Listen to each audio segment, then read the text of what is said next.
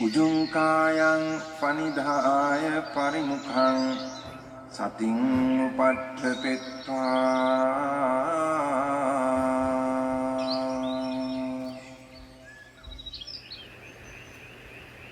so sato assa sati sato. 오늘 아침부터 해서 알아차림을 몇 번 까먹었어요. 셀 수 없이. 셀 수 없이. 알아차림이 있다고 생각했어요? 아니면 없다고 생각한 게 많았어요? 놓쳤다. 솔직히도 모르고 있었어요. 그게 정답이잖아요. 솔직히 하셔야죠. 네, 알아차림이 없다라는 사실 자체도 모르고 살았단 말이에요.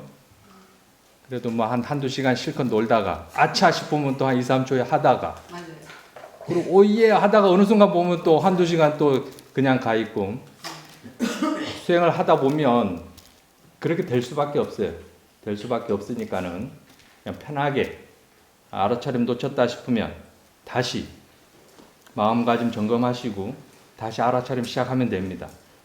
그게 수행하는 거예요. 그러니까 지금 이 순간에도 혹시 지금 알아차림 있는지 한번 점검해 보시고 하시면 돼요. 그리고 사사나 스님 법문하실 때 뭔가 어려웠던 거, 뭔가 용어가 정리가 안 되거나 이제 그런 부분 여쭤보시면 제가 아는 선에서 좀 오해를 풀어드리도록 하겠습니다. 혹시 이 집중적으로 이 집중 수행 말고 예. 집중을 하거나 아니면은 스님께서 지금까지 수행해 봤을 때 이게 이렇게 하면 조금 좀 빨리 갈 수 있겠다. 아하. 그런 게 쇼트컷, 지름거리는 지름길이 있나? 그거 한번 여쭤보겠습니다. 스님 나름대로 이제 이래 해보니까 이것보다는 이게 나은 것 같다. 그래서 나는 이렇게 시행착오를 거듭했지만 다음 후수행자들은 이런 시행착오는 안 거쳤으면 좋겠다. 그런 거 있으면 좀 말씀 좀 부탁드립니다. 제가 수행했던 그 방법은 여러분들하고 지금 똑같았어요. 그냥 알아차림에 대해서 전혀 몰랐었고 단지 조금 노력했던 부분은 계속해서 질문을 했어요. 스스로에게. 지금 알아차림이 있나? 이 대상 말고 또 다른 건 뭐가 있을까? 그런 식으로 스스로에게 질문을 했어요. 그러다 보니까 알아차림이 좀 더 지속이 되면서 이러한 관심이 결국엔 나중에는 사유로 발전이 되더라고요. 제가 워낙 사유하는 체질이 아니었거든요. 그러니까 예전에 부처님 제가 만났으면 참 어땠을까라는 생각이 들 때가 있었어요. 아니, 그 사실 자체도 몰랐죠. 중학교 때 과학 선생님께서 우주는 끝이 없다라고 하시더라고요. 뭐 그런가 보다 했어요. 근데 며칠 지나고 나서 그 생각이 탁 떠올랐어요. 우주에 끝이 없나? 아닐 텐데 끝이 있어야 뭔가 되지 않나? 그런 생각이 아주 빠졌었어요. 그러면서 중학교 그 3년을 그 생각에 빠져가지고 헤어나지 못했어요. 잠을 못 잘 정도로. 우주에 끝이 없으면 어떻게 되지? 상상을 하니까 이게 가슴이 터질 것 같더라고요. 결국은 제가 스스로 그래 끝은 있을 거야. 탁 끊어버리고 돌아섰어요. 그 순간 더 큰 번뇌가 아주 그냥 그럼 끝 다음에 뭐가 있지? 분명히 또 있어야 될 텐데. 이런 생각 때문에 아주 사람을 아주 거의 미치기 일보 직전이었거든요. 이 얘기를 누구한테 할 수도 없고. 그렇게 쓸데없는 생각에 빠졌던 그 기억이 있기 때문에 그 다음부터는 뭔가 죄를 짓거나 뭔가 부모님한테 혼날 일이 있잖아요. 생각을 안 했어요. 그냥 무조건 맞고 보자 그 생각이었어요. 여기서 어떻게 벗어나고자 그런 생각조차 안 해봤어요. 생각하는 게 너무 싫어서. 그렇게 그냥 20대 이렇게까지 보냈었거든요. 근데 수행하면서 그런 관심이 나중에는 엄청난 사유가 되더라고요. 그런 관심. 그래서 사띠를 알아차리려고 노력하는 것보다 스스로한테 계속 점검만 했어요. 결국 이게 이제 알아차림인데 스스로한테 질문하고 계속해서 관심을 많이 가졌던 것 같아요. 그리고 수행을 하다 보면 여기서 이제 아는 마음이라는 표현을 쓰죠. 이 전체가 이제 공간성으로 돼서 마음은 그 아는 마음 안에서 대상들, 현상들이 생겨난다라고 이제 그렇게 이해가 되거든요. 혹시 그런 이해는 있으신지 궁금하네요. 하는지 아닌지는 모르겠지만 아, 그래요? 전체적으로 보면은 이 육문을 열어놓고 보면은 앞이라든지 뒤라든지 아니면 생각에서 일어나는 일이라든지 마음에서 일어나는 일이라든지 몸에서 일어나는 일들이 보인단 말입니다. 예. 보인다라고 말하는데 예. 보인단 말입니다. 그런 것들이 일어날 때 전체로 보지만 그 속에서 또 어떻게 특이하게 일어나, 아니 크게 일어나거나 뚜렷하게 일어나는 게 있단 말입니다. 예. 그러면 제가 알고 예. 또 아니면은 한 판도 전체로 알고 이런 식으로 수용한단 말입니다. 예.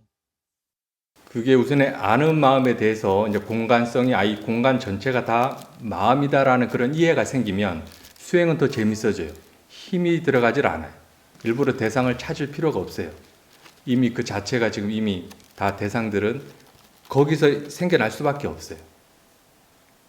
간략하게 얘기해서 이미 소리는 지금 여기서 지금 들리는 것 같잖아요. 어쨌거나 제 목소리가.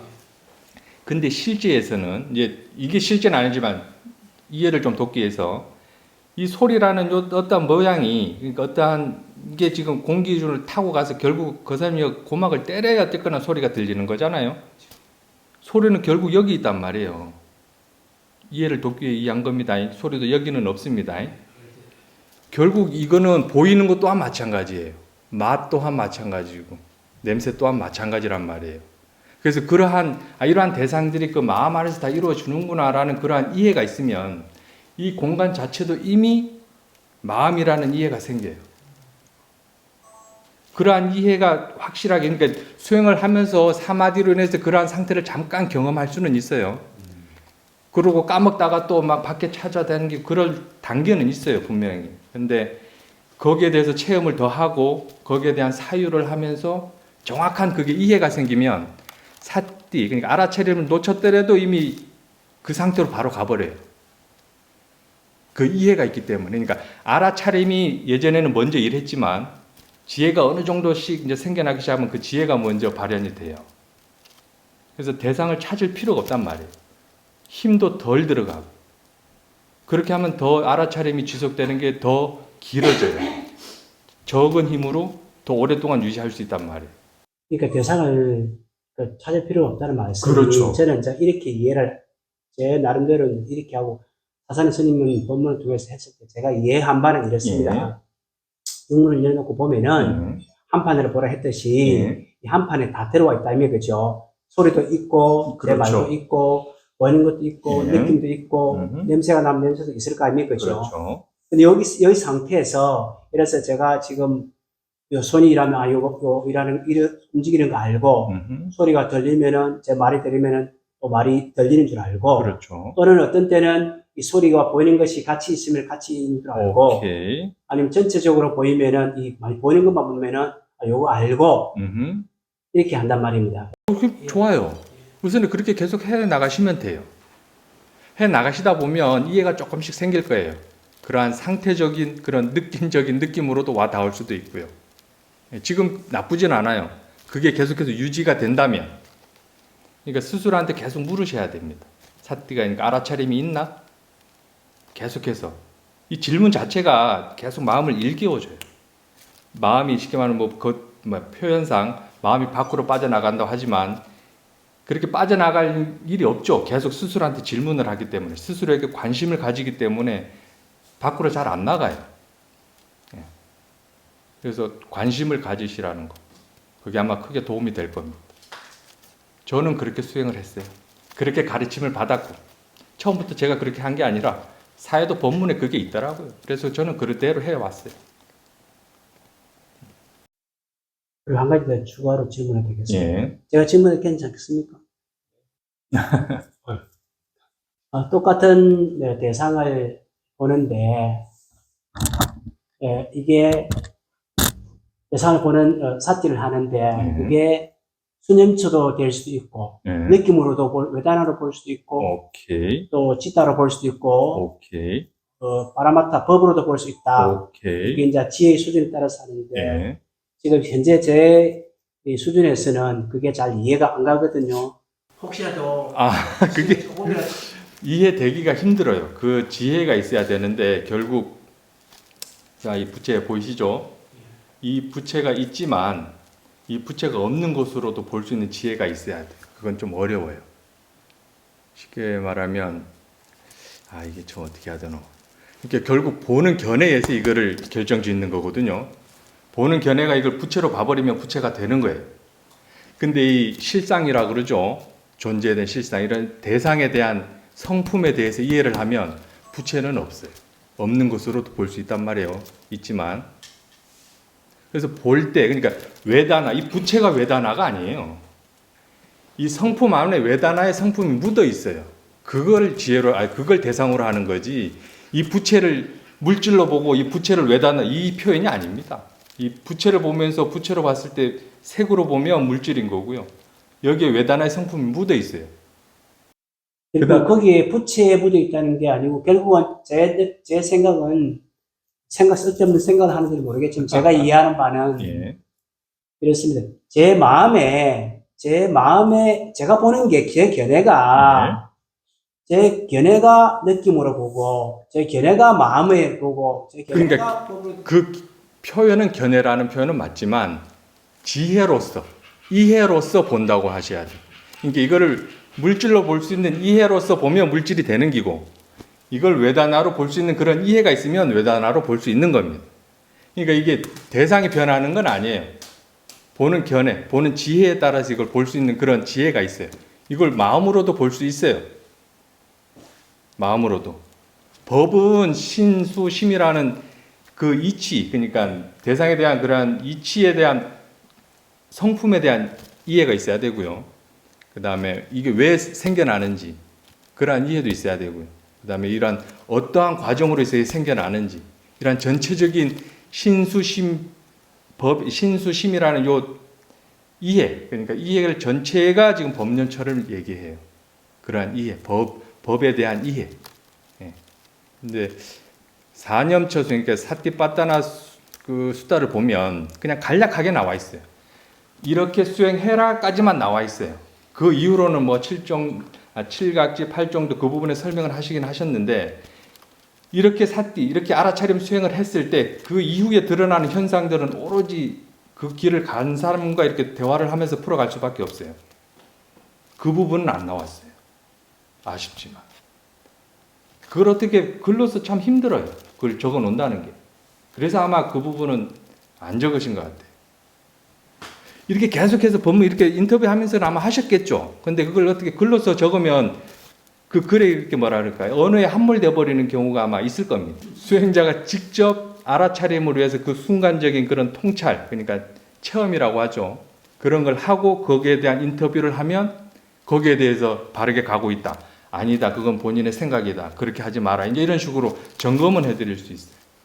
네, 그렇습니다. 그래서 이 신수심법으로 보는 게 이게 참 보통 지혜로는 안 됩니다. 왜냐하면 그게 전반적인 이해가 확실하게 있어야 됩니다. 확실하게. 수행자로서 스스로 예. 이게 느낌이다라고 본다 아니면 마음으로 본다 하는 걸 알 수가 없네, 그죠? 그러니까 인터뷰를 통해서 예.